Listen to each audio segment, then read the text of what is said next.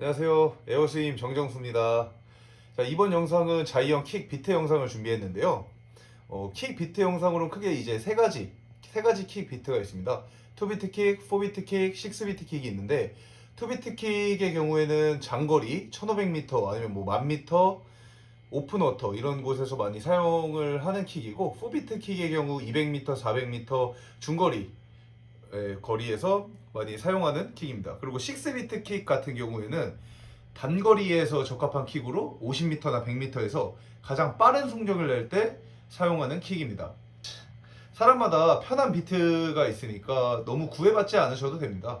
그래서 저 같은 경우에도 장거리 수영 시합을 뛸 때는 항상 저는 1500m를 뛰어도 6비트 킥을 구사를 했었습니다. 6비트 킥이 저한테는 가장 신체 밸런스를 잡기가 용이하다고 생각을 했고, 제가 지금 이제 믿기시진 않겠지만 1500m 시합을 할 때는 제가 굉장히 마른 편이어가지고 풀 힘이 이제 상대적으로 작다 보니까 6비트 킥을 계속 차줌으로써 속도를 유지하면서 나아갔었습니다.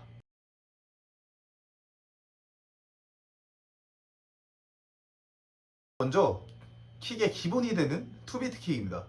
영상처럼 이제 이 위에 보이는 영상처럼 팔을 한 번 돌릴 때마다 킥을 딱 한 번씩만 찾으셔야 되는 건데, 사람이 이제 걸음을 걸을 때 저희가 오른팔을 올리면 왼발이 나아가고 왼팔을 올리면 오른발이 나아가잖아요. 그것과 마찬가지로 이제 오른팔이 들어갈 때 오른팔이 입수함과 동시에 왼쪽 킥을 찾으셔야 되고, 왼팔이 입수함과 동시에 오른쪽 킥을 찾으셔야 됩니다.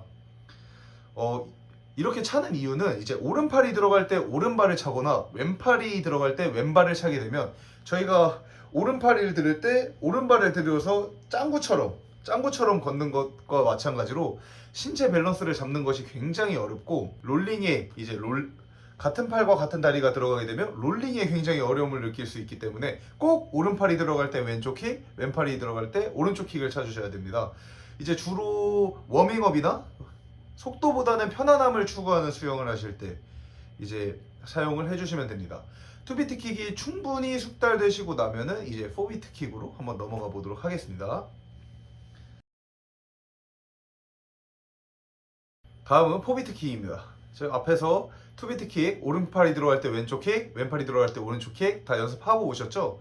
자, 이번에는 4비트 킥을 차는데 4를 2로 나누면 2가 돼요. 2가 되면은 그러면 오른팔에 킥을 두 번 차고 왼팔에 킥을 두 번 차면 되겠네? 라고 생각하기 쉽습니다.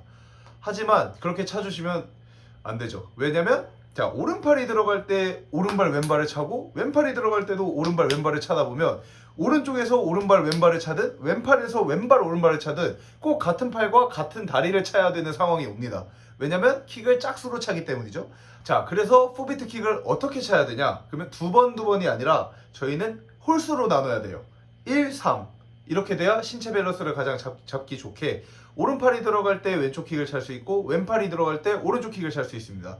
그래서 한쪽은 킥을 한 번만 차주시면 되고 한쪽은 킥을 세 번을 차주셔야 됩니다. 그래서 이제 연습을 해보시다가 자기가 오른팔을 돌릴 때 세 번을 차는 게 편하시면 그렇게 해주셔도 되고, 아니면 왼팔을 돌릴 때 나는 왼팔을 돌릴 때 세 번을 차는 것이 좋다라고 하시면 그렇게 해주셔도 됩니다. 그래서 자기가 편한 방향으로 킥을 세 번을 차주시고 한 번을 원킥을 차주시면 됩니다. 자, 이때 주의하실 점은 킥을 세 번을 차는 것과 비슷한 힘을 내기 위해서 원킥을 찰 때는 3킥을 찰 때보다 살짝 세게 차주시면 좀 더 밸런스를 잡기 편하고 쉽게 수영을 하실 수 있을 것입니다. 이제 4비트 킥이 어느 정도 적응이 되셨다면 마지막으로는 6비트 킥이 기다리고 있습니다.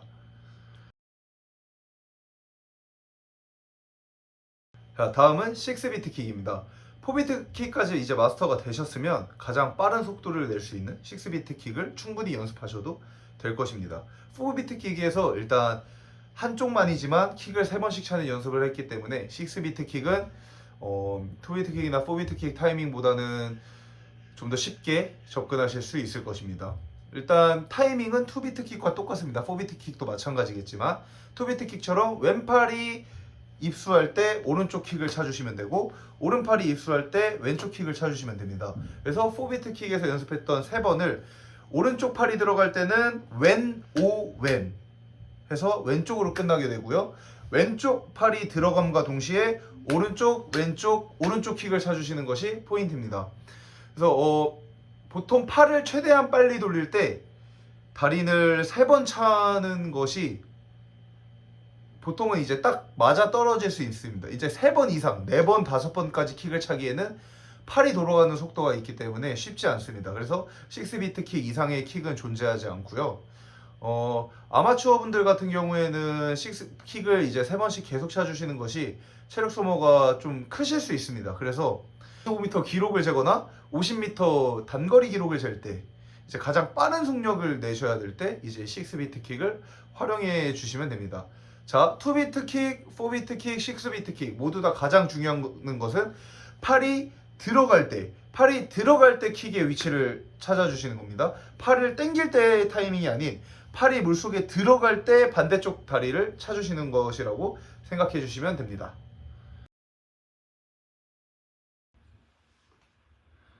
다음은 킥을 2번씩 차는 포비트 킥입니다. 아까 말씀드렸던 포비트 킥처럼 비트를 이제 킥을 한 번, 3번을 가져가는 것이 아니라 2번 가져가는 것입니다. 근데 아까 설명드렸던 것처럼 2번 차게 되면 신체 밸런스가 무너지기 쉽거나 코어 힘이 약한 경우에는 롤링도 쉽지 않기 때문에 그냥 이렇게 킥을 차는 사람도 있구나 정도로만 알아주시면 될 것 같습니다. 저도 실제로 이제 킥을 2번 차는 선수가 기억나는 선수는 중국의 순양 선수밖에 없고 그 외의 선수가 4비트 킥을 이제 2번 나눠서 차는 선수를 본 기억이 크게 없습니다. 그래서 참고만 하시면 됩니다. 일단 뭐 하시는 방법은 위 영상처럼 한 팔당 킥을 이제 2번씩만 차주시면 됩니다. 2번씩 차기 때문에 항상 같은 쪽 발이 먼저 차게 됩니다. 왼 오 이런 식으로 킥을 차주시거나 오른쪽 왼쪽 이런 식으로 킥을 차주셔야 되는데 그냥 편하신 방법으로 이제 먼저 오른발잡이면 뭐 오른발을 먼저 차주셔도 되고 해서 오른발 왼발 이런 식으로 차주시면 됩니다. 하지만 크게 중요한 킥은 아니고 신체 밸런스를 잡기도 어려운 킥이기 때문에 그냥 연습을 좀 해보시다가 어려우시면 굳이 뭐 숙달이 필요한 킥은 아니라고 생각을 합니다. 이상 에어스윙의 김민웅, 정정수였습니다. 감사합니다.